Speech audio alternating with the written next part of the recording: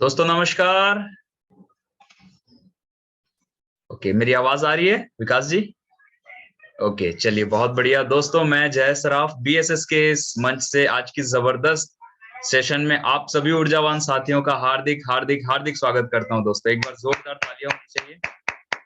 और दोस्तों आज दीपावली का दिन है, तो पूरे बीएसएस परिवार की तरफ से हमारे सभी आदरणीय गुरुओं को और सभी साथियों को दीपावली की ढेर सारी शुभकामनाएं और बधाइयां। दोस्तों दोस्तों सबसे पहले तो सेशन की शुरुआत करने से पहले आज का दिन बहुत ही शुभ है और आज सोमवार का दिन है और दीपावली का त्योहार है। दोस्तों बहुत ही पावन पर्व है। ऐसा बोला जाता है कि श्री रामचंद्र जी 14 वर्ष का वनवास काट करके वो अपने अयोध्या आए थे और उस खुशी में दीपों का त्योहार दीपावली का उत्सव मनाया जाता है। सही है? तो तब से लेके आज तक हम हर साल दीपावली मनाते हैं दोस्तों।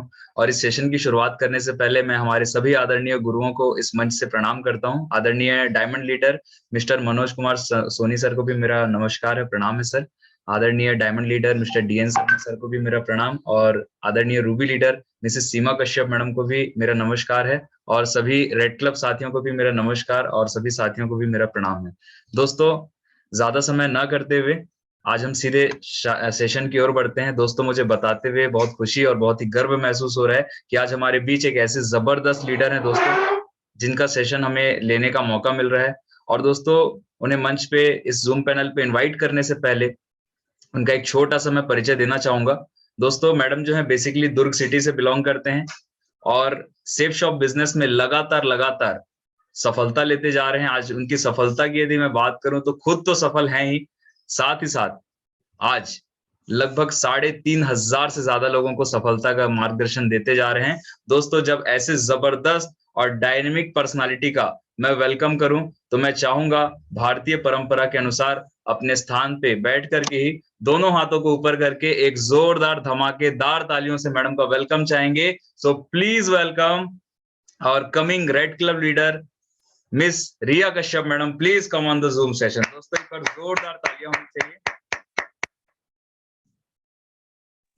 जोरदार तालियां। Welcome Riya madam, all the best.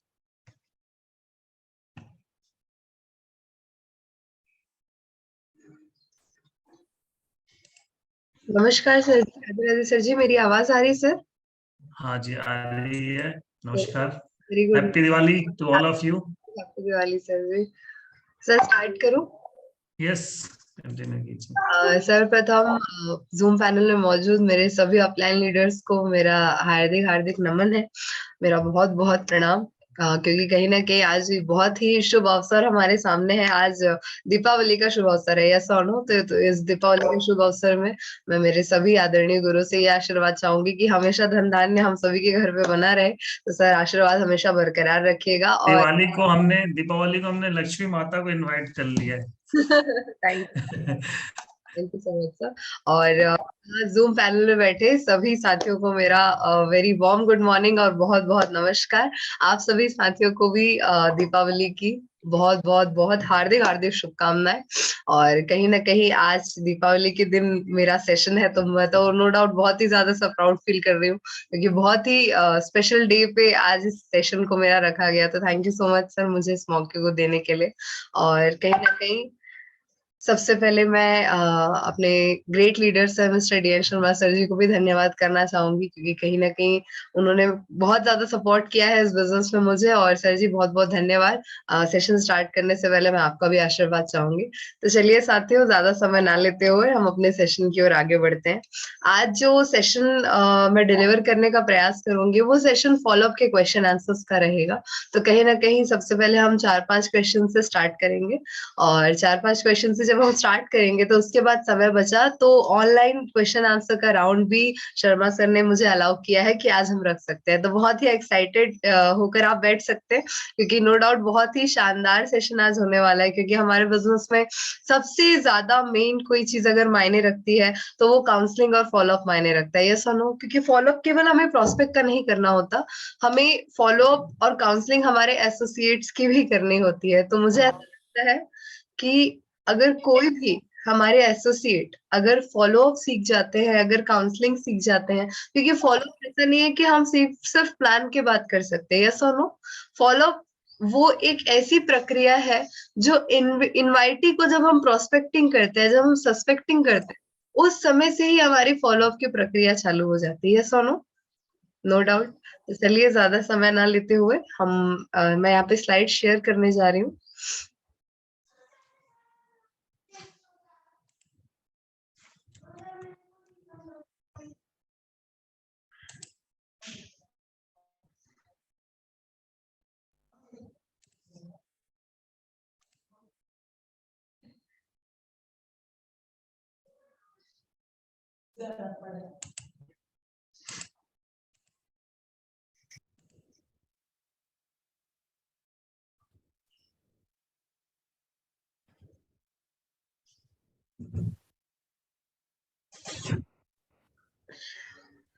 Okay, आ रही है आपकी स्लाइड? स्लाइड्स दिख रही है?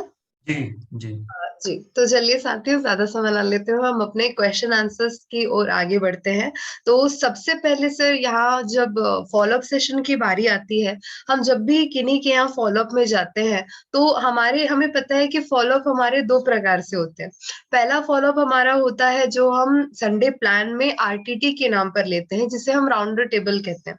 राउंड द टेबल में अगर सबसे पहले हम किसी भी हमारे एसोसिएट को हम अगर प्रोस्पेक्ट के साथ बैठाते हैं, तो हमें सबसे पहले सर आरटीटी में ध्यान देना होता है, जिसे अगर आप लिखना चाहें तो साथ ही लिख भी सकते हैं। प्लान के बाद जब हम फॉलोअप में बैठते हैं तो उसे आरटीटी कही जाती है, जिसे राउंड द टेबल भी हम कहते हैं। उसमें कहीं ना कहीं जब भी हम किसी भी प्रोस्पेक्ट के साथ बैठते हैं, अगर हॉल में बैठेंगे तो उसे आरटीटी कही जाती है, और अगर हम घर पे है तो उसे नॉर्मल फॉलोअप कहा जाता है।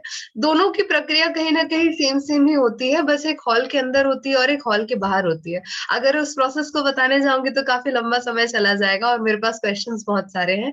तो यहाँ पर मैं केवल कुछ क्वेश्चंस के आंसर्स को यहाँ डिलीवर करने की कोशिश करने वाली हूँ, जो क्वेश्चन हमें हमारे नए प्रोस्पेक्ट से मिलते हैं। या सुनो, हम वो तो 100 सवाल करते हैं, कहीं ना कहीं 100 प्रकार के बातें भी करते हैं, लेकिन हमें उसका बेस्ट क्या जवाब देना चाहिए, आज हमें उसे समझने का प्रयास करना है। तो सबसे पहले सर जिस क्वेश्चन की ओर मैं आगे जाने वाली हूँ, वो क्वेश्चन ये है कि जब कोई हमें ये बोलता है कि मैडम मेरे पास पैसे नहीं है और मैडम मेरे पास समय नहीं है, तो उसका बेस्ट आंसर क्या होना चाहिए।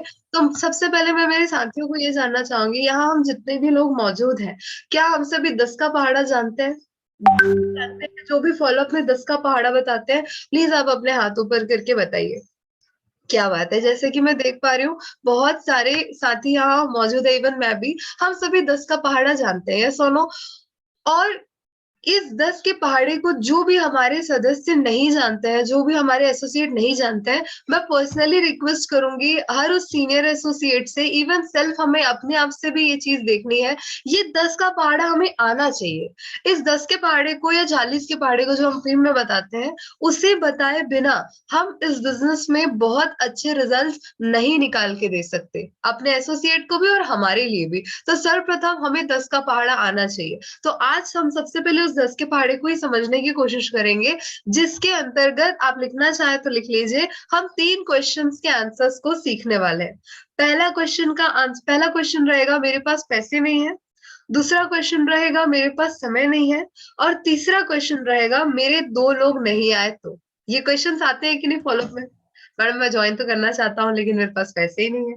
मैडम मैं ज्वाइन तो करना चाहता हूँ लेकिन मेरे पास तो समय ही नहीं है। मैडम मैं ज्वाइन तो करना चाहता हूँ लेकिन अगर 2 लोग नहीं ला पाया तब तो मेरा बिजनेस वहीं पे बंद हो जाएगा। लोग एक अच्छी लाइन बोलते हैं कि मैं आया, मैं 2 लोगों को लाया, लेकिन वो 2 लोगों ने काम करना बंद किया तो चेन वहीं टूट जाएगी, आगे काम नहीं होगा। पता नहीं ऐसे किस तरह से भ्रांतियां फैली हुई हैं लोगों के माइंड में कि 100 एक ही क्वेश्चन को अलग अलग तरीके से वो हमसे पूछते हैं। यस और नो? यस। चीज और है कि फॉलोअप में कोई डायरेक्ट ये नहीं बोलेगा कि मैडम मुझे डाउट ये है कि 2 लोग नहीं आएंगे, आप इसका उपयुक्त आंसर दीजिए, अगर आपने आंसर दिया तो मैं डेफिनेटली आपको ज्वाइन कर लूंगा। तो फॉलोअप में एक बहुत अच्छी कला सीखने लायक रहती है, वो ये होती है कि उनकी बातों के बीच से हमें सवाल निकालने होते हैं। क्लियर है? जैसे आप किसी को अगर बिजनेस प्लान शो करेंगे तो वो बंदा ये बोलेगा कि मैडम ऐसी कंपनी तो मैंने दो चार की हुई थी, पड़ोसी ने की थी, मेरे मामा ने की थी, मेरे जीजा ने की थी। तो इससे हमें ये समझना है कि वो बंदा बाकी चीट फंड कंपनियों से, नेटवर्क मार्केटिंग कंपनियों से हमारी कंपनी को भी एक जैसी समझ रहा है और कंपेयर कर रहा है। तो फिर वहां हमें क्या बताना है, टाइप्स ऑफ कंपनी। अगर सामने वाला ये बोल रहा है कि मैडम अब ऐसा बिजनेस चलता नहीं है क्योंकि लोग ज्वाइन नहीं करते, तो इससे वो मेन क्वेश्चन क्या कर रहा है कि मैं तो बिजनेस ज्वाइन कर लूंगा लेकिन मेरे 2 लोग आएंगे या नहीं आएंगे। अब इस फॉलोअप में क्वेश्चन को, सामने वाले की बातों से क्वेश्चन को कैसे निकालना है, इसे बताने का मेरे पास कोई परफेक्ट तरीका नहीं है।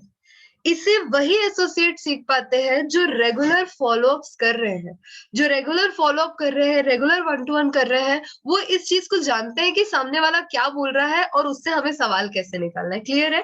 तो इस फॉलोअप के सेशन में मुझे लगा मुझे बात रखनी चाहिए। क्यों? क्योंकि सामने वाला प्रोस्पेक्ट हमें कभी भी डायरेक्ट क्वेश्चन नहीं करता, इवन कई बार तो वो क्वेश्चन भी नहीं करता। तो आम भाषा में बोलूं तो उल्टी कराना भी आना चाहिए। या सुनो, जैसे छोटा बच्चा होता है, उसे बहुत ज्यादा तकलीफ होती है लेकिन वो उल्टी नहीं करता है, तो मम्मी कैसे कराती है उन्हें वॉमिटिंग, कुछ इसी प्रकार से हमें वॉमिटिंग ना फॉलोअप में कराना रहता है।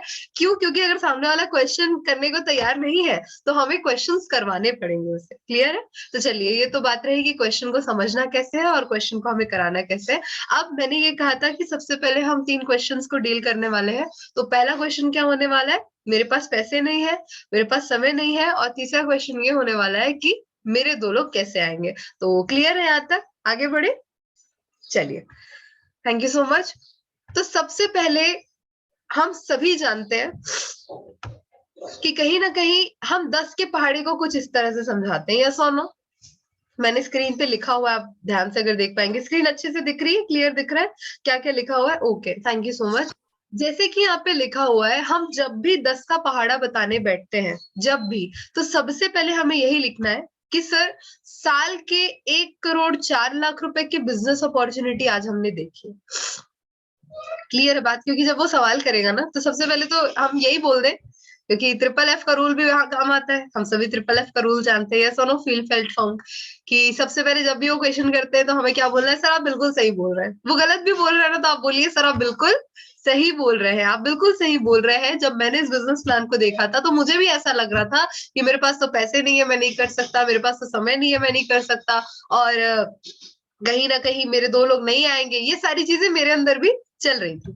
लेकिन सर, जब मैंने इस बिजनेस को गहराई से समझा, जब मैंने अपने सीनियर्स से इस बात को कंसल्ट किया, तो मुझे मेरे क्वेश्चंस का आंसर मिल गया। आइए समझने का प्रयास करते हैं। हमेशा ना फॉलोअप में हमें अपने शब्दों का चयन बहुत सहज तरीके से रखना है, क्योंकि कहीं ना कहीं हम गलती ये करते हैं, आइए मैं आपको समझाता हूँ, आइए मैं आपको बताता हूँ, तो वहां थोड़ा सा हमारा जो नेचर है ना, वो डोमिनेटिंग शो होता है। तो हमें इस चीज का ध्यान रखना है कि हम जब अपने वर्ड्स को यूज करें, तो यहाँ मैंने क्या वर्ड्स यूज किया कि वर्ड ये रहा कि अगर जब क्वेश्चंस मुझे मिले थे तब मैंने क्या समझा, आइए हम समझने का प्रयास करते हैं। मतलब एक ही डायरी में आप भी समझेंगे और उसी डायरी में मैं भी समझने का प्रयास करूंगा, तो सामने वाले को क्या अच्छा फील होता है। तो आइए समझते हैं कि अगर ये क्वेश्चंस आते हैं तो हमें डील कैसे करना है। कि सर, जैसे मैंने डायरी ली और स्क्रीन पे आप देख पा रहे हैं, मैं डायरेक्ट लिखूंगी कि सर, साल के 1,04,00,000 रुपए कमाने की बिजनेस अपॉर्चुनिटी है, जिसमें कहीं ना कहीं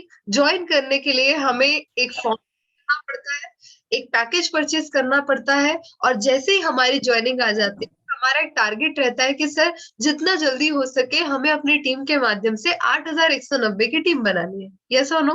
अब सर, ये 8,190 की टीम का खेल तो बहुत दूर है, लेकिन अभी शुरुआती दौर पे कितने लोग चाहिए हमें?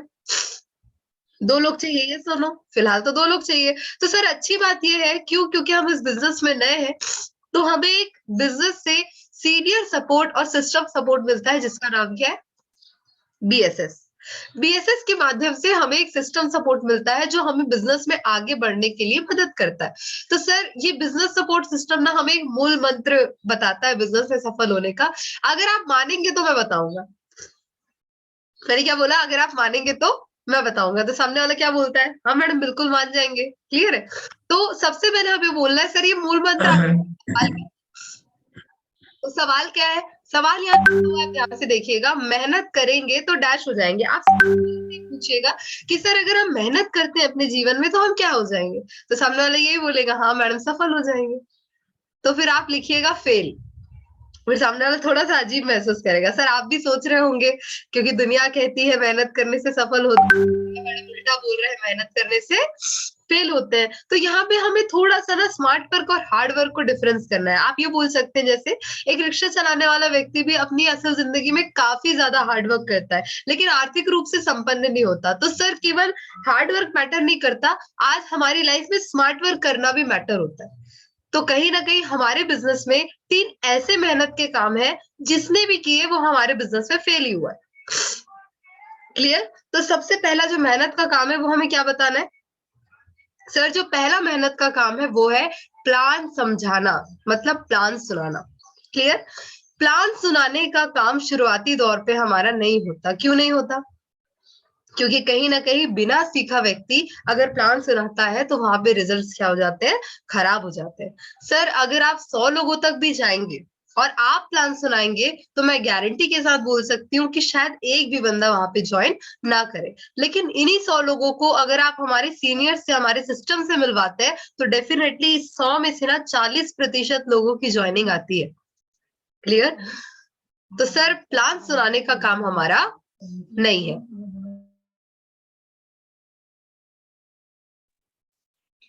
सर वॉइस क्लियर है मेरी? Okay, thank you so much. तो पहला काम क्या है कि पहला काम ये है, हमें ये समझाना है कि सर प्लान सुनाने का काम हमारा बिल्कुल भी नहीं है, तो प्लान हमें बिल्कुल भी नहीं सुनाना है। तो हमें वहां एक चीज क्लियर करनी है सामने वाले को, जिसने भी प्लान सुनाया उसका रिजल्ट क्या हो जाएगा? खराब हो जाएगा। दूसरा, सर अगर आपने प्लान सुनाया तो सामने वाला 4 सवाल भी करेगा। यस और नो? सही है। यस। रिलेटेड है। सर मुझे आपसे ज्यादा अनुभव है, आप केवल ना शब्द सुनते जाइएगा। सर मैं बिजनेस से सर वर्तमान में मैं इस बिजनेस में काम कर रहा हूँ और आपसे थोड़ा सा ज्यादा अनुभवी हूँ, इसीलिए अपने बिजनेस की बातों को सामने वाले व्यक्ति को समझा पाता हूँ। लेकिन एक दिन आप खुद से बेहतर समझाएंगे, लेकिन अभी नहीं। क्यों? क्योंकि सीखे हुए नहीं है। तो अभी समझाने का काम भी हमारा नहीं है। तीसरा रिक्वेस्ट, सर हमें कभी भी किसी से निवेदन नहीं करना है। ना मेरे सीनियर ने मुझसे किया था, ना मैं आपसे करूंगा, ना आपको किसी से करना है। क्यों? क्योंकि एक बिजनेस अपॉर्चुनिटी है। हमारा काम केवल लोगों को प्लान दिखाना है, जिन्हें अच्छा लगता है वो हमारे साथ ज्वाइन। क्लियर? तो सबसे बिल्कुल। है कि ये 3 काम मेहनत के होते हैं, जिसने भी किया वो फेल हो जाएगा। तो अगर आप सफल होना चाहते हैं तो ये तीनों काम हमें नहीं करना है। अब सामने वाले पूछेगा, पूछता ही है कि मैडम अगर ये 3 काम नहीं करना है तो क्या करना है? यस और नो? तो करना कुछ नहीं है सर, तो जिस तरह से आपको आमंत्रित करके हॉल में बुलाया गया था इसी तरह से केवल इनविटेशन करना है।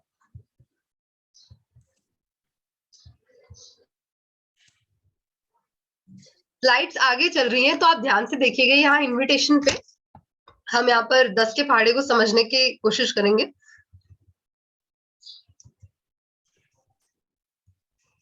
चलिए, तो जैसा कि हम सभी जानते हैं 10 का पहाड़ा अभी हमारे सामने है। यस और नो? हम सभी 10 यस। को नोट करते हैं। तो सबसे पहले हमें ये समझना है कि सर अगर आप फर्स्ट वीक आते हैं और अगर आपने अपने 10 लोग को इस बिजनेस प्लान को दिखाया, तो कम से कम 10 को मिलवाने का ना वहां पे कमिटमेंट लेना है हमें कि एटलीस्ट आप कम से कम 10 लोग को मिलवाएंगे। अगर सर आप मुझे अपने 10 लोग को मिलवाते हैं, नए 10 लोग इस इन्फॉर्मेशन को देखते हैं, तो क्या लगता है 2 लोग करेंगे आपकी और मेरी तरफ? सबसे पहले बिल्कुल। 2 लोगों ने ज्वाइन कर लिया। दूसरे सप्ते अगर आप किसी कारणवश नहीं भी प्लान दिखा पाते, कोई दिक्कत नहीं है। मुझे एक बात बताइए, ये जो 2 लोग आए, ये इस बिजनेस में केवल प्रोडक्ट तो नहीं आए? यस और नो? ये 2 लोग भी अपने बिजनेस को आगे बढ़ाने के लिए अपने 10-10 लोग को प्लान दिखाते हैं। तो जब 2 लोगों ने अपने 10-10 लोग को जानकारी दिखाई तो मेरी टीम से प्लान 20 हुए और रिजल्ट की बात करूं तो 20% के अनुसार 4 लोगों का आया, नए 4 और पुराने 2 मिला के हो गए 6 लोग। तीसरे सप्ते में अगर आप किसी कारणवश बिजी हो जाते हैं, 6 लोग अपने 10-10 को प्लान दिखाते हैं, तो टोटल 60 20% 12 और 12 और 6 की अगर मैं की बात करूं तो होती है 18। चौथे सप्ते भी सर अगर आप किसी कारणवश प्लान नहीं दिखा पाते हैं, 18 लोग अपने 10-10 तक पहुंचते हैं 180, 20% 36 और 36 18 होते हैं 54। सर आप यहाँ ध्यान से देखिए, मैंने यहाँ 4 हफ्ते का ग्राफ बताया है, मतलब 1 महीने का। और 1 महीने का क्यों बताया? क्योंकि हमारे घर पे सैलरी महीने में आती है। हमारे यहाँ मैंने कल प्लान में भी इस बात को बोला था, खुश है जमाना आज पहली तारीख है। यस और नो? तो बहुत अच्छी लाइन लिखी है जिसने भी लिखी है, खुश है जमाना आज पहली तारीख है, पहली ही तारीख को जमाना खुश रहता है, बाकी दिन तो पैसे जाते हैं हमारे जेब से, इसलिए ज्यादा खुश नहीं रहते हम, यस और नो। तो सर को बस वहां यही समझाना है जो भी प्रोस्पेक्ट पे बैठे होंगे, सर ये 4 हफ्ते का ग्राफ आप ध्यान से देखिए, अगर एक हफ्ते भी मैंने अगर काम किया तो मेरी 2 की टीम बनी। अब अगर मैंने 3 हफ्ते काम नहीं भी किया तो आप ध्यान से देखिए मेरी सेल जा रही है, क्यों? क्योंकि कंपनी को काम से मतलब है, काम कौन कर रहा है व्यक्ति विशेष से कोई मतलब नहीं है। तो मेरे ना रहने के बावजूद भी अगर मैंने टीम बना ली और टीम ने सेल भेजी है 54 लोगों की, तो मैंने आपको ये बताया था कि हमारी कंपनी जोड़े पे पैसे देती है। तो जोड़े कितने बनते हैं? जोड़े बनते हैं 27 के, और एक जोड़े पे हमारी संस्था कितना देती है? 1000 रुपए। तो यहाँ से हमारी टोटल इनकम कितनी हो गई? पूरे के पूरे 27,000 रुपए। तो सर इस तरह से अगर ये 3 काम, यहाँ पे थोड़ा सा फिर से हमें मेहनत करोगे तो फेल होगे, इसे थोड़ा सा और एक्सप्लेन करना है। सर अगर ये 3 काम हमने नहीं किया और सिस्टम के अनुसार अगर इस तरीके से हम काम करते हैं तो हमारी इतने इतने की टीम और इतने इतने की इनकम हो जाती है। अब सर आते हैं आपके सवाल पे, जो सवाल हमने लिखा था ना 3 सवाल, कि मेरे पास पैसे नहीं है, मेरे पास समय नहीं है, मेरे 2 लोग कैसे आएंगे, आप उस आंसर पे आते हैं। आंसर कुछ इस प्रकार का देना है, सर पैसे नहीं है इसीलिए तो करना है, पैसे नहीं है इसीलिए तो, क्योंकि फॉर एग्जाम्पल अगर आज इस बिजनेस को मैं मुकेश अंबानी साहब को लेकर जाकर दिखाती हूँ कि सर इस बिजनेस को कर लीजिए, इस हफ्ते के 2 लाख कमाने का मौका है, तो मुकेश अंबानी साहब मुझे क्या बोलेंगे? रहने दीजिए मैडम, मैं तो सेकंड के करोड़ों कमाता हूँ, यस और नो? तो मुकेश अंबानी साहब तो इस बिजनेस को नहीं करने वाले, तो कौन करने वाला है? मिडिल क्लास फैमिली जिन्हें एक्चुअल में पैसे की जरूरत है। तो सर पैसे नहीं है इसीलिए करना है। आज जो भी बंदा आपके सामने बैठा होगा वो जॉब में होगा पिछले 8 साल से या 10 साल से, आप उन्हें बस यही बोलेगा सर पिछले 10 साल से आप लगातार वर्किंग है और आज आपको 15 से 30,000 के लिए सोचना पड़ रहा है ज्वाइन करने के लिए। आप सोचिए अगर फ्यूचर में इसी स्तर से काम चलता रहा तो कोई बड़ी इमरजेंसी आ गई तो पैसे की व्यवस्था कहाँ से होगी? और सर अगर पैसे की दिक्कत है और अगर आप अपने आप को एक जिम्मेदार पिता, जिम्मेदार पति समझते हैं, जिम्मेदार भाई समझते हैं, तो सॉल्यूशन आप समझिए ना। सॉल्यूशन क्या है कि आप 54 की टीम बना लीजिए। क्लियर? 54 की अगर आप टीम बना लेते हैं और ये 54 लोग जब भी अपने घर को चलाने के लिए 1,000 रुपए की भी इनकम करते हैं, तो हमारी इनकम टोटल कितनी हो जाएगी? 54,000 रुपए। तो सर इस बिजनेस में आने से तो आपके पैसे की दिक्कत दूर हो रही है। अब चुनाव आपको करना है कि आप इस दिक्कत को दूर करना चाहते हैं या पैसे नहीं है समस्या को लेके घर पे बैठना चाहते हैं। तो वहां पे व्यक्ति एक डिसीजन रखता है या फिर और भी कुछ बातें बोलता है। तो पैसे नहीं है का आंसर कुछ इस प्रकार से हमें देना है। इसके बाद आते हैं, सामने वाला बोलेगा समय नहीं है, समय नहीं है, समय नहीं है, तो फिर से वही लाइन आप यूज कर सकते हैं कि सर समय नहीं है इसीलिए तो करना है क्योंकि कहीं ना कहीं वो शायद जॉब में होंगे या फिर वो हाउसवाइफ होंगी या वो स्टूडेंट होंगे। तो एक ही चीज समझाना है कि सर आप वर्तमान में जिस कार्य पद्धति पे काम कर रहे हैं उस पर लगातार अगर आप काम करते रहेंगे तो जीवन में हम कभी समय नहीं बचा पाएंगे, क्योंकि जीवन का मोटिव केवल बाहर निकल के 10-12 घंटे की नौकरी करना नहीं है। हमारी लाइफ का मोटिव सर ये भी होना चाहिए कि ये जो समय हमारे पास मिला है इससे हम अपने परिवार को कितना टाइम दे पाते हैं, दे भी पाते हैं या नहीं दे पाते हैं। इवन क्योंकि जूम पैनल में भी मेरे काफी सारे साथी बैठे हुए हैं, कोई हाउसवाइफ है, कोई जॉब पर्सन है, कोई इस बिजनेस को फुल टाइम कर रहे हैं। आप खुद सोचिए कि हम अपने परिवार को कितना टाइम दे पाते हैं। हाँ है ना? कहीं ना कहीं जो मेरे लीडर्स है सोनी सर और शर्मा सर की बात करूं, क्योंकि कहीं ना कहीं आज उन्होंने इतना स्ट्रगल किया है कि वो उस पोजीशन पे है कि अब वो उस लाइफ को एंजॉय कर रहे हैं, या सोनो, लेकिन हम तो अभी स्ट्रगलिंग में है। तो स्ट्रगल डेज को समझे तो आज हम भी सोचिए ना कितना परिवार को समय दे पाते हैं। तो क्या केवल सच में पैसा कमाना ही मोटिव है? मजा तो तब है कि पैसे के साथ जब हम अपने परिवार के साथ उस पैसे को समय निकालकर इंजॉय कर पाए। अगर इंजॉय कर पाएंगे तो, अगर जिसके पास पैसे के साथ साथ समय है ना, जिसे हम अब अपनी आम भाषा में बोलूं तो टाइम फ्रीडम और मनी फ्रीडम, ये सुनो, ये दोनों जिसके पास है ना वही आज अपनी लाइफ में सफल है।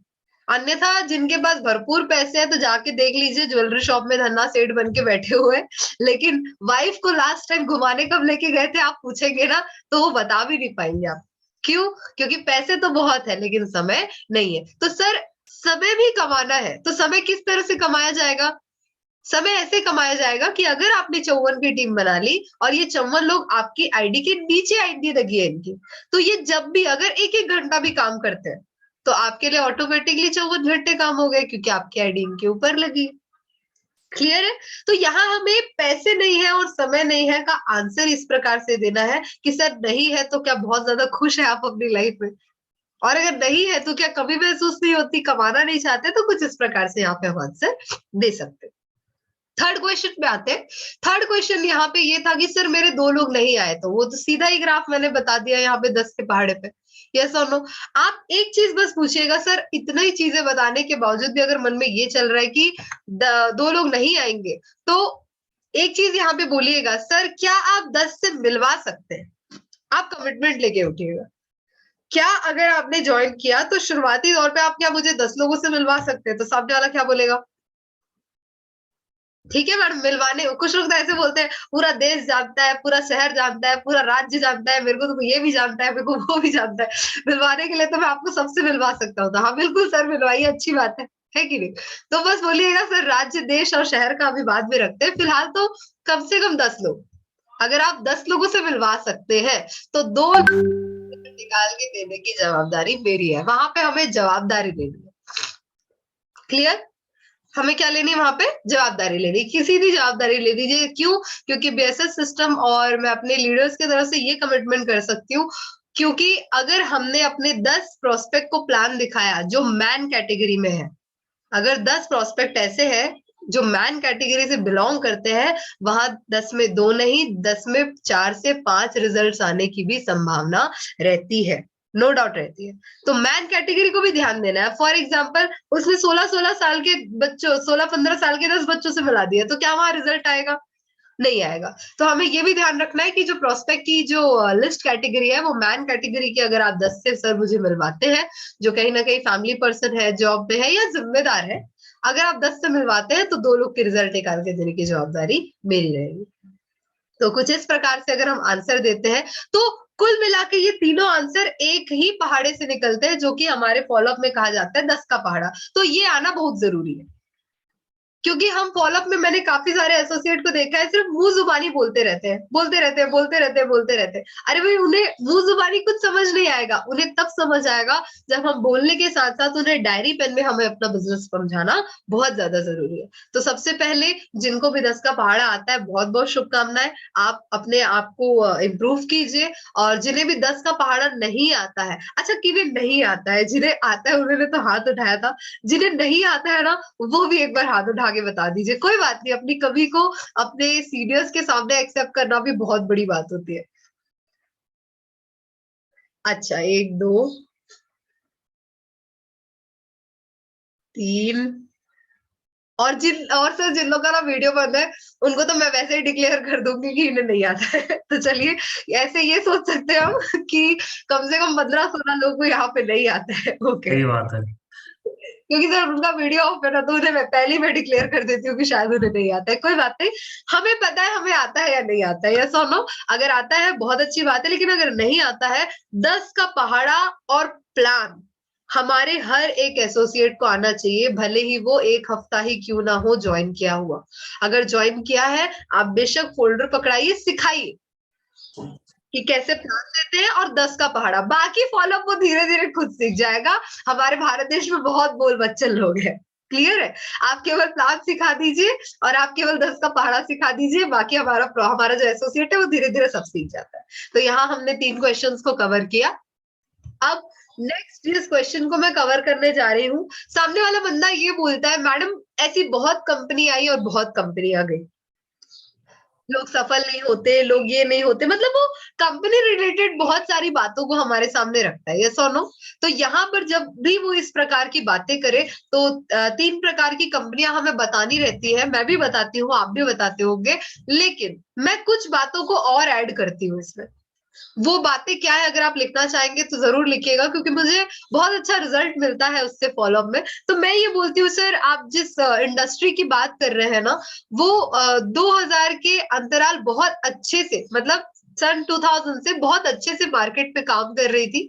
तो कहीं ना कहीं इसमें अच्छी, मतलब e commercial, direct selling, network marketing की अगर मैं बात करूं, जिसमें अच्छी बुरी बहुत अच्छी कंपनियां लगातार सम्मिलित होकर काम कर रही थी, जिसपे सरकार का कोई भी क्या नहीं, गाइडलाइन नहीं था, कोई भी लॉ नहीं था। लेकिन बहुत अच्छी बात यह है सर कि 2016 में हमारी गाइडलाइन बनी और अभी करेंटली 2021 में हमें क्या मिल गया, लॉ मिल गया। तो जिसके तहत जितनी भी बुरी कंपनियां थी उन्हें क्या कर दिया गया है, इलीगल करार कर दिया गया है। तो सर जो आप बोल रहे हैं ना, ये कंपनी आई और ये कंपनी बंद हो गई, ये वाली कंपनी आई और ये कंपनी भग गई, सर कोई कहीं नहीं गया है।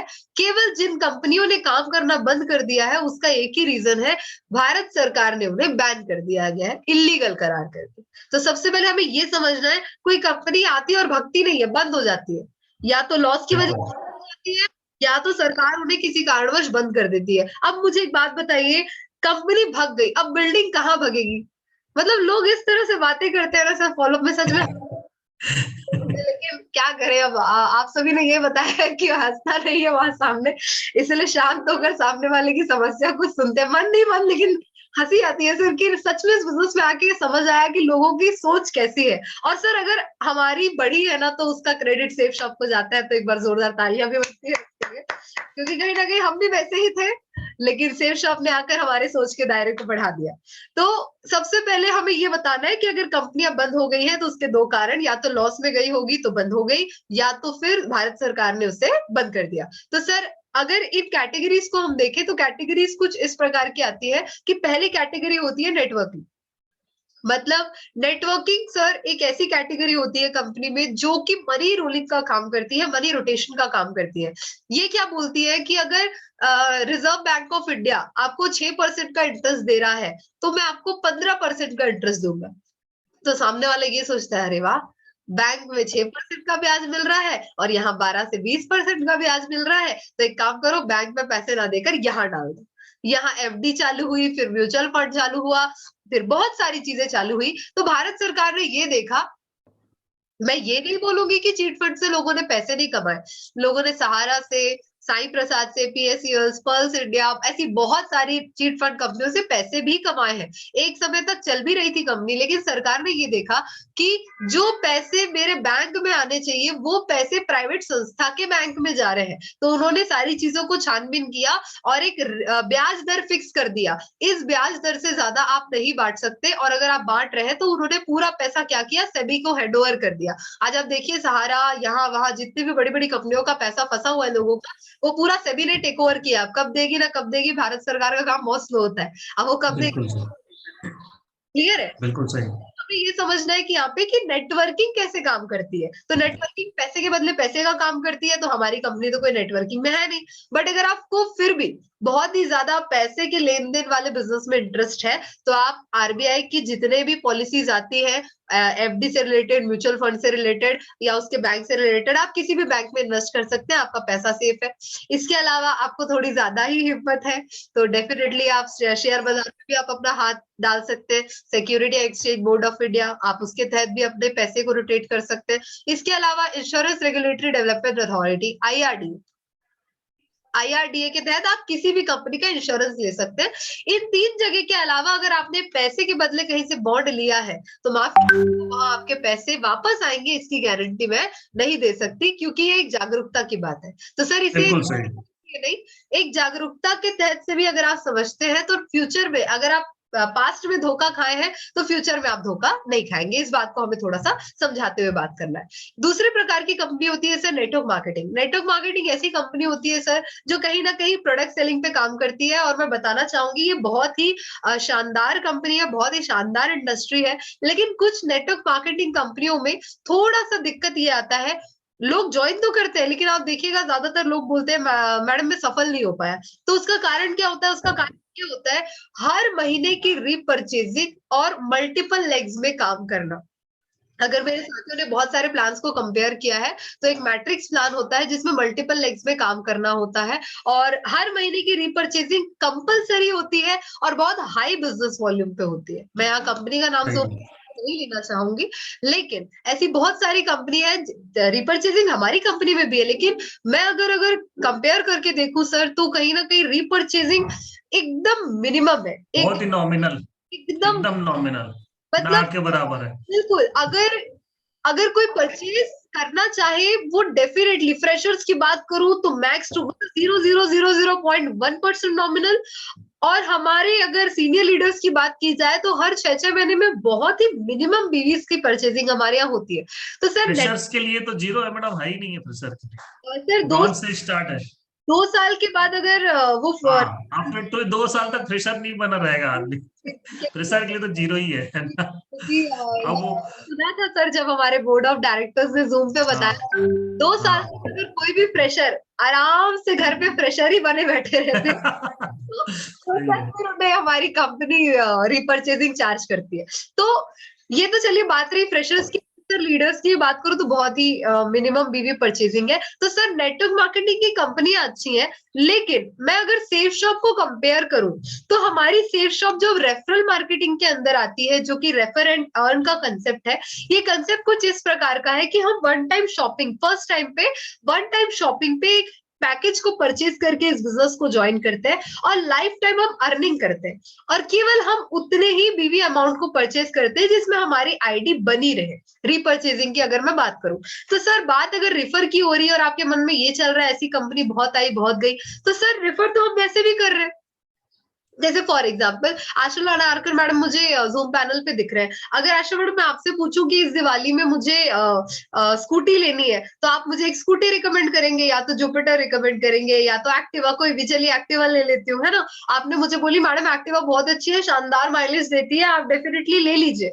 अब इनके बोलने पे हम पूछ के ही लेते हैं 4 लोगों से, इनके बोलने पे मैंने शोरूम में 70,000 रुपए दिया, मुझे मेरी स्कूटी मिल गई, मतलब शोरूम वाले ने पैसे कमा लिए, मुझे मेरी 2 व्हीलर मिल गई। प्रमोट किसने किया था? आशा लोनारकर मैडम ने किया था। यस और नो?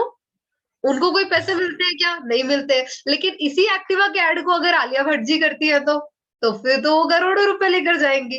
यस और नो? तो सर रिफर एंड अर्न का कंसेप्ट कुछ इसी प्रकार का है कि रिफर सेलिब्रिटी भी करते हैं, रिफर आम जनता भी करती है, लेकिन आम जनता को पैसे नहीं मिलते, केवल सेलिब्रिटी को मिलते हैं। और वही प्रचार अगर हम इस सेफ शॉप के माध्यम से करते हैं तो बहुत शानदार सी बात है सर कि ये पैसा हमें भी मिलने वाला है। अब अगर बात कंपैरिजन की करूं तो हमारी कंपनी कोई चीट फंड कंपनी के अंतर्गत नहीं आती, क्योंकि हमारे यहाँ कोई पैसे का लेन देन नहीं होता। आप ऑनलाइन पेमेंट करते हैं, पूरी कीमत का सामान आ जाता है। और बाकी नेटवर्क मार्केटिंग कंपनियों से हमारी कंपनी हर चीज में बेटर है।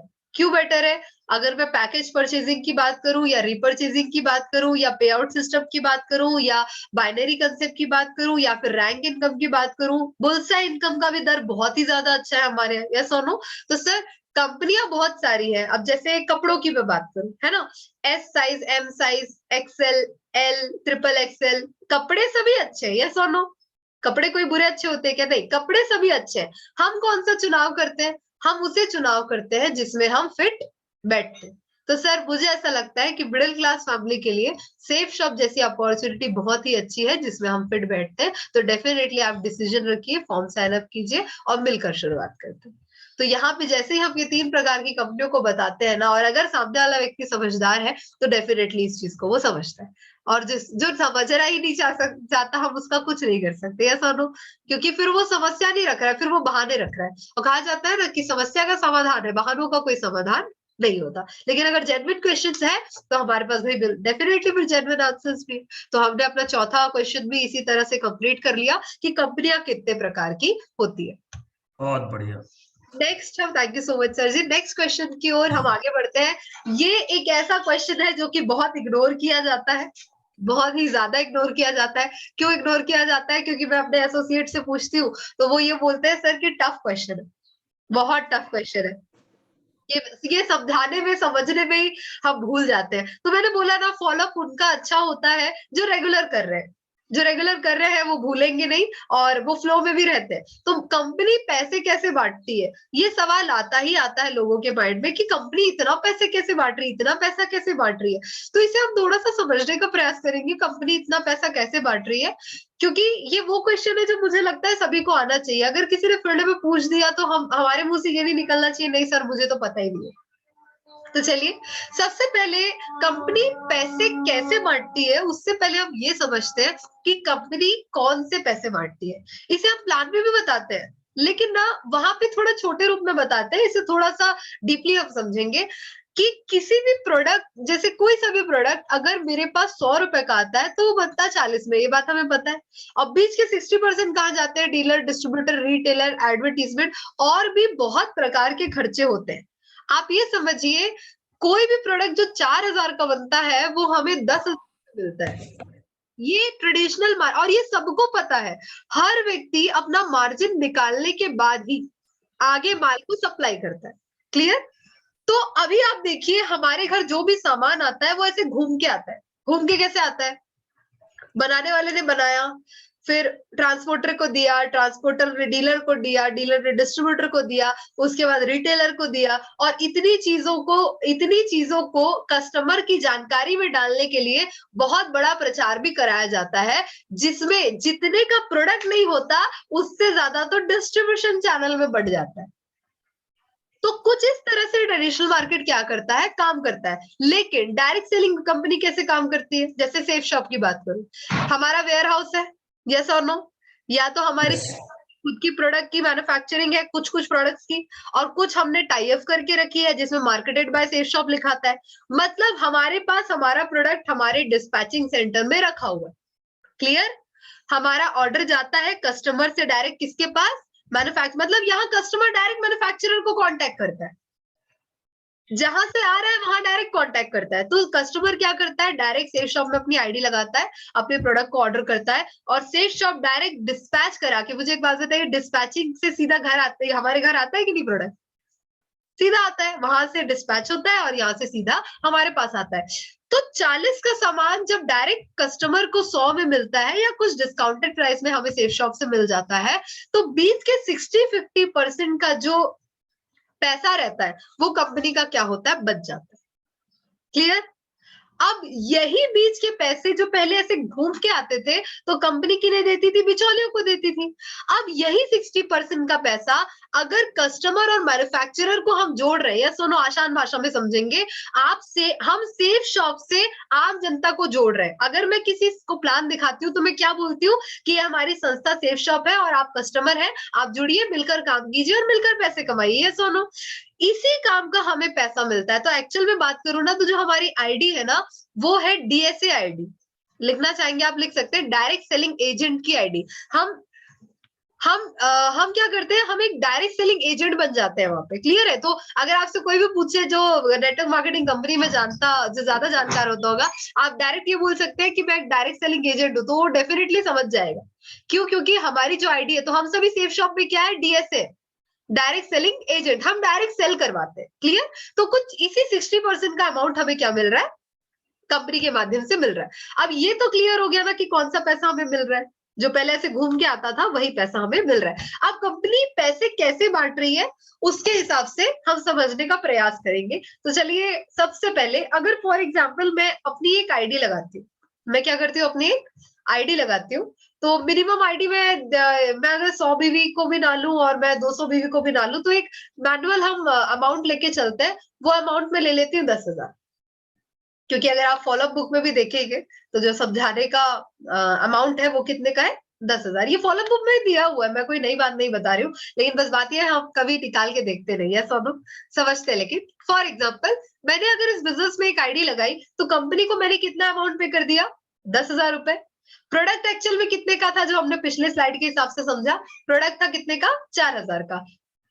कंपनी ने जिस समय मेरी आईडी लगाई, मतलब अगर मैंने कंपनी में कोई आईडी लगाई, तो ऑन द स्पॉट मुझे कोई बेनिफिट होता है क्या? नहीं। बेनिफिट बस क्या रहता है? पैसे दिए, सामान मिल गया, आईडी मिल गई, दैट्स इट। लेकिन संस्था को बेनिफिट होता आता है। संस्था को कितने रुपए का बेनिफिट होता है? 6,000 रुपए का। अब बिजनेस में संस्था में क्या बोलती है? अगर आप पैसे कमाना चाहते हैं तो आप दोनों को प्रचार कीजिए, हाँ या ना? अब मैंने वो भी कर दिया, तो इन्होंने भी कितने कितने परचेज किया होगा? मिनिमम 20,000, मतलब 10,000 इन्होंने किया और 10,000 इन्होंने किया। संस्था को अगर 10,000 के सामान पे 6,000 का प्रॉफिट है, तो 20,000 पे कितने का प्रॉफिट होगा? 12,000 रुपए का। क्लियर है? अब इस 18,000 कैसे हुआ? 12,000 प्लस 6,000, टोटल कितना हुआ? 18,000। मुझे एक बात बताइए, इस 18,000 के कंपनी के प्रॉफिट पे क्या संस्था मुझे 1,000 रुपए का कमीशन दे सकती है? ऑफ कोर्स दे सकती है, ठीक है। लेकिन थोड़ा और आगे समझ लेते हैं। अरे मेरी रिक्वेस्ट है, मेरे एसोसिएट से व्हाइट वॉलपेपर मिला है, इसका मतलब ये थोड़े ना कि हम उसमें ड्राइंग बनाने लगेंगे। मेरी रिक्वेस्ट है, मैं क्लियर कर करके परेशान हो चुकी हूँ, आप प्लीज स्क्रीन पर ड्राइंग मत बनाइए। Thank you so much. चलिए, कहीं ना कहीं अगर हम प्लान की अगर बात कर रहे हैं, इनकम पे आउट की बात कर रहे हैं, तो शुरुआती ये 18,000 के अगर मैं कमीशन की बात करूं, ये 18,000 के प्रॉफिट में संस्था हमें कितना देती है? 1,000 रुपए। यहाँ तक क्लियर है? अब संस्था हमें ये बोलती है कि हमें 2 लोग को लाना है, तो ये 2 लोगों को माध्यम से अब हमें जो आगे बिजनेस मिलता है, जिसे ऐसे समझते हैं, आप स्लाइड में देखिए कि ज्यादा अच्छे समझ पाए। इस तरह से मेरे 2 एसोसिएट्स ने भी क्या किया, 2-2 ज्वाइनिंग्स आगे कंप्लीट की। तो एक ज्वाइनिंग पे हम 10,000 लेके चल रहे हैं, तो 4 ज्वाइनिंग्स पे हमारी टोटल इनकम कंपनी को हमने कितने दे दी? एक अमाउंट की बात करूं, 40,000 रुपए दे दी। 10,000 में 6,000 का प्रॉफिट, 20,000 में 12,000 का प्रॉफिट, तो 40,000 में टोटल प्रॉफिट हमारा कितना हो गया? 24,000 रुपए। क्लियर है? अब मुझे एक बात बताइए, इतने टोटल प्रॉफिट में, कंपनी के टोटल प्रॉफिट में, क्या संस्था मेरे लेफ्ट वाले व्यक्ति को 1,000, राइट वाले व्यक्ति को 1,000 और क्या मुझे 2,000 रुपए दे सकती है? दे सकती है? मतलब ऐसे अगर आप टोटल प्रॉफिट निकालेंगे, तो यहाँ पे टोटल प्रॉफिट कितना हो जा रहा है कंपनी का? 6,000, 12,000, 24,000। कितना हो गया टोटल? 52,000। क्लियर है? इस अमाउंट में क्या संस्था मुझे 2, 3, 4, 5, मतलब टोटल अगर मैं बात करूं तो कंपनी ने मुझे 5,000 रुपए अभी डिस्ट्रीब्यूशन किए, उसके बावजूद भी कंपनी बहुत ही ज्यादा हाईली प्रॉफिट पे। यस और नो? अब ये तो बात रही मेरे नीचे वाले एसोसिएट की। अब कुछ लोग ये बोलते हैं, मैडम यही पैसा तो ऊपर वालों को भी मिलता है, हाँ है ना? तो आइए समझते हैं, अगर मेरे ऊपर वाले व्यक्ति मुझे मेरा इतना ही पैसा कमा रहे हैं, तो किस तरीके से, किस पैटर्न पे कमा रहे हैं, हम ये समझ लेते हैं। फॉर एग्जाम्पल, अगर मेरे अपलाइन है, जिनकी आईडी मेरे ऊपर लगी है, और मुझे ये लगता है कि मेरे काम का पैसा, तो यहाँ मेरे एसोसिएट का एक और क्वेश्चन, जिनको ये लगता है मेरा सीनियर मेरे काम का पैसा कमाता है, तो यहाँ वो भी एक क्वेश्चन यहाँ क्लियर होने वाला है। फॉर एग्जाम्पल, जो भी मेरे सीनियर सर हैं, उनकी भी तो 2 लेग है, दोनों, उनकी भी 2 लेग है। तो अगर वो मेरे बिजनेस का पैसा कमाना चाहते हैं, तो उन्हें अपनी नेक्स्ट लेग पे एक और सेल भेजनी पड़ेगी, क्योंकि बिना पेयर के तो पैसे मिलेंगे नहीं। यस और नो? तो नेक्स्ट लेग पे जब भी वो सेल भेजते हैं, तो कंपनी को फिर से 10,000 रुपए का पैसा जाता है। और अगर मैं बचत की बात करूं, तो कंपनी के पास 6,000 का अमाउंट बचता है। तो क्या फिर से 6,000 के अमाउंट में क्या संस्था मुझे 1,000 रुपए दे सकती है? डेफिनेटली दे सकती है। एक और सीनियर को ले लेते हैं, उनके भी एक सीनियर है, उनकी भी आईडी लगी है, तो भैया उनकी भी 2 लेग है। मतलब 1:1 पे ही कंपनी पैसे देगी। More sale more income, no sale no income. बिना काम के पैसे नहीं मिलने वाले। यस और नो? मेरे उन सीनियर ने भी अपने नेक्स्ट लेग पे एक ज्वाइनिंग दी, तो उन्होंने कंपनी में भेजे 10,000 रुपए, कंपनी को प्रॉफिट हुआ 6,000 का, और हमारी टोटल इनकम कितनी हो गई यहाँ पे? फिर से 1,000 रुपए की। मतलब कंपनी को अगर 1,000 बांटने के बाद भी अगर मैं बात करूं, तो पर प्रोडक्ट पे कंपनी को टोटल प्रॉफिट कितना हो जा रहा है?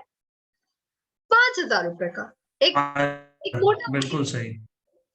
5,000 का प्रॉफिट कंपनी को हो जाता है। यस और नो? और हमें कंपनी कितने की टीम बनाने बोलती है? एक रिटायरमेंट तक के लिए 8,190 की। 8,190 की टीम में अगर मैंने हर एक प्रोडक्ट पे कंपनी ने अगर 5,000 रुपए भी बचा लिए, तो यहाँ टोटल आंकड़ा आप देखिए कि कंपनी के पास अमाउंट कितना बचता है?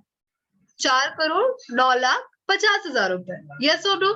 और यस, हमें 8,190 की टीम बनने पे कितने मिलते हैं? 40,95,000 रुपए। तो हमें सामने वाले से ये सवाल करना है, सर अगर कंपनी 4,09,50,000 के मुनाफे पर है, तो क्या उस 4 करोड़ में से हमें 40,95,000 दे सकती है? बिल्कुल दे सकती क्या है। बोलेगा? हाँ बिल्कुल मैडम दे सकती है। तो बस सर यही हमारा डिस्ट्रीब्यूशन चैनल है। कहीं दिक्कत कभी इसीलिए नहीं आएगी क्योंकि बिना पेयर मैच किए कंपनी पैसा देगी ही नहीं, और जब भी पेयर मैच करवाना होगा, फिर से हमारे एसोसिएट को ज्वाइनिंग भेजनी पड़ेगी, और जब वो ज्वाइनिंग भेजेंगे तो फिर कंपनी में 10,000 आएगा, और उसके 60% हिसाब से हमें कमीशन जनरेट करके देती है। और इसमें बहुत अच्छी बात यह है सर कि अगर प्रॉफिटेबिलिटी इतनी है, तो अच्छी बात यह है कि लिमिट भी लगी है, सीलिंग लिमिट। सीलिंग लिमिट कितने की लगी है? 2 लाख रुपए की, रिपर्चेज पे भी और फर्स्ट परचेज पे भी। यस और नो? तो 2 लाख की लिमिट होने के कारण और इस तरह से इनकम डिस्ट्रीब्यूशन चैनल होने के कारण ना हमारी कंपनी को पिछले 22 सालों से दिक्कत आई है, ना फ्यूचर में कभी भी पैसे बांटने में दिक्कत आएगी। बहुत ही पारदर्शिता से हमारी कंपनी इस डिस्ट्रीब्यूशन चैनल के साथ काम कर रही है। क्लियर हो रही है बात? बिल्कुल, thank you so much sir. तो कहीं ना कहीं इस डिस्ट्रीब्यूशन चैनल को बहुत बढ़िया। बनाने का प्रयास किया। सर मुझे शर्मा सर ने बोला था कि ये 5 क्वेश्चंस तो मुझे रखने हैं अपने तरफ से, लेकिन अगर मुझे जैसे अगर थोड़ा भी समय होगा तो सर अगर जूम पैनल से भी अगर क्वेश्चंस आएंगे तो मैं उसे भी क्लियर करने के लिए एलिजिबल हूँ सर, लेकिन अगर समय हो 10 मिनट है आपके पास, उसके बाद तुरंत क्लोज कर देंगे। ओके तो ये तो 5 क्वेश्चन रहे, तो मुझे लगता है 10 मिनट के अंदर 1-2 क्वेश्चंस कवर अप किए जा सकते हैं।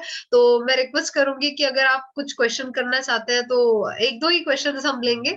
जो ऐसा लगा कि आप चाहते हैं आंसर तो डेफिनेटली हाथ ऊपर करके बता सकते हैं कि मैडम इस क्वेश्चन को कवर अगर किया होता तो अच्छा रहता। एनीवन?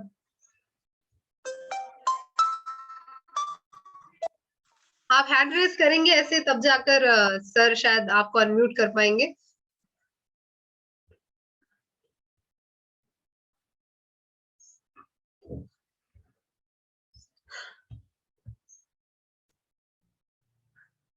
सर कुछ लोगों ने हैंड रेज किया है। Okay, unmute. सुदीप्ता साहू जी, आप हैंड रेज कर रहे हैं, तो आप अगर फॉलो से रिलेटेड लक्ष्मी मैडम है लाइन में, उनकी कुछ क्वेरीज है। जी सर। जो लोग हैंड रेस कर रहे हैं उन्हें अनम्यूट कर दीजिए। वो सुदीप्ता जी, आपने हैंड रेज किया था, आप पूछ सकते हैं, मैंने अनम्यूट किया हुआ है आपको। जी थैंक यू मैम। सभी को नमस्कार। नमस्कार। नमस्कार। और मेरा क्वेश्चन ये है मैम कि हम लोग जब फॉलो अप पे जाते हैं, लोगों के पास जाते हैं, तो एक ज्यादातर एक क्वेश्चन ये आता है कि प्रोडक्ट का पैसा ज्यादा है और यहाँ हम लोग का सोसाइटी में उतना सेल्स हम लोग नहीं कर पाएंगे। मान लीजिए कि मैं जहाँ पे काम करता हूँ, उन लोगों को वही सवाल रहता है, तो उसको हम लोग कैसे थोड़ा सा क्लियर करें मैम? अच्छा सवाल है कि सामने वाला ये बोल रहा है कि प्रोडक्ट महंगे है, सीधी सी बात, मेरे लिए प्रोडक्ट महंगे है, यस और नो। लेकिन साहू जी आप ये देखिएगा कि जब आप उसके घर जाएंगे ना, जिनके यहाँ भी आप जाते होंगे, हम मिनिमम 200 बीवी तो निकालते हैं जो कि 15,000 की आती है। और आप एक बार स्थिति भी देख लीजिएगा, देखिए हमें एकदम भी ज्यादा निष्ठुर नहीं रहना है कि अगर सच में सामने वाला नहीं दे पा रहा है तो डेफिनेटली हम 100 बीवी में भी अगर नहीं ही दे पा रहा है, बहुत ही ज्यादा ही दिक्कत है, अगर आपको जेन्युइन प्रॉब्लम लग रही है तो फिर 100 बीवी भी आप वहां से ले सकते हैं, दिक्कत उसकी नहीं है। लेकिन फिर भी अगर हम कहीं बैठे हुए तो हम तो ये चाहेंगे कि हमारी जितनी क्षमता है, जितनी ज्यादा बिजनेस वॉल्यूम मैं उस घर से उठा सकूं, हम उतनी ज्यादा बिजनेस वॉल्यूम उठाते हैं। आप इसकी बात कर रहे हैं, मैं समझ गई। अब देखिएगा सामने वाला ये बोलता है कि मैडम प्रोडक्ट बहुत ज्यादा महंगे हैं और मेरे आसपास के लोग, अगर मैंने ले भी लिया तो मेरे आसपास की सोसाइटी में जो लोग हैं वो इस प्रोडक्ट को नहीं लेंगे। तो यहाँ पर ना हमें एक ही चीज का आंसर देना। आप थोड़ा सा ना उनके घर के आसपास ना नजर घुमाइएगा, तो आपको ना एक 20-25 हजार का फ्रिज दिखेगा, एक 10-15 हजार के आसपास का टीवी दिखेगा, एक कम से कम 10-12 हजार के आसपास का दीवान दिखेगा, सोफा सेट दिखेगा। तो सर हमें उन चीजों को ऐसे देखिए, हमें किसी को भी मतलब किसी को भी डिसरिस्पेक्ट नहीं करना है, लेकिन हमें ये बताना है सर, जिस प्रोडक्ट की आप बात कर रहे हैं, जिस अमाउंट की आप बात कर रहे हैं ना, उसी अमाउंट के आसपास के प्रोडक्ट्स आपके घर में ऑलरेडी रखे हुए हैं। तो एक प्रोडक्ट उठा लीजिएगा, सर ये फ्रिज कितने का होगा, वो बताएगा सर 15-20 हजार का होगा। तो सर इसको खरीदने से आपको क्या फायदा हुआ? तो कुछ फायदा नहीं हुआ सर। फर्स्ट हैंड में 20 हजार में खरीदा था, अब सेकंड हैंड में बेचूंगा तो और 8 हजार में जाएगा। मतलब उस 15-20 हजार को इन्वेस्ट करने पे उसका 2 ही प्रॉफिट हुआ है। एक, उसका खाना ठंडा रहता है, खराब नहीं होता है। दूसरा, उसकी जो क्वालिटी थी, उस प्रोडक्ट का जो प्राइस था वो धीरे धीरे गिरता गया। मतलब इसे, मैं कॉमर्स वाली हूँ तो कॉमर्स के लैंग्वेज में कहा जाता है डेप्रिसिएट होता गया, डेप्रिसिएशन होता गया, अमाउंट उसकी गिरते गई। सर और कुछ प्रॉफिट हुआ क्या आपको? तो बोलते नहीं, कोई प्रॉफिट नहीं हुआ। सर आप सोचिए, जब आपको बस इतनी सी जरूरत समझ में आई कि आपका खाना खराब नहीं होना चाहिए, तो आपने 20-25 हजार का सामान ले लिया। यहाँ तो जिंदगी खराब होने की बारी आ रही है, जिंदगी अच्छी करने की बात आ रही है। बहुत तो बढ़िया, हमें वेरी गुड। ये देखना है, ये 20-25 हजार आपने वहां भी इन्वेस्ट किया, सर उस समय कैसे मैनेज किया था पूछिएगा, वो खुद ही बताएगा। यस, बढ़िया, जबरदस्त मैम। तो वो बताएगा मैंने इससे उधार लिया था, उससे उधार लिया था, ये किया था, वो किया था। बस सर यही करना है, पैसे आपने ये समझिएगा साहू सर, क्योंकि देखिए इसका जो आंसर है ना, मैं ये नहीं बोलूंगी कि अगर आप 10 को आंसर देंगे ना तो 10 के 10 आपके रिजल्ट निकल जाएंगे। यहाँ ना अगर आप यही आंसर 10 लोगों को देते हैं ना, मैं गारंटी से बोल सकती हूँ 2-3 रिजल्ट तो निकलेंगे। तो यस सबसे मैम 100%। माइंड में हमें ये मानना है कि हम कितना भी अच्छा आंसर दे दे, 10 के 10 ज्वाइन नहीं करने वाले, नहीं करेंगे। आप कितना भी अच्छा आंसर दे दीजिए, क्लियर है। रजत वर्मा सर आके भी समझाएंगे ना तो भी 10 के 10 ज्वाइन नहीं करेंगे। सही है, सही है, सही क्वालिटी को चेंज नहीं कर सकते। तो प्रोडक्ट महंगे हैं सर, आप बिल्कुल सही बोल रहे हैं, लेकिन मुझे जान के बहुत अच्छा लगा कि जिस अमाउंट को मैं आपको प्रमोट कर रहा हूँ उस अमाउंट के ज्यादा के प्रोडक्ट आपके घर मौजूद है।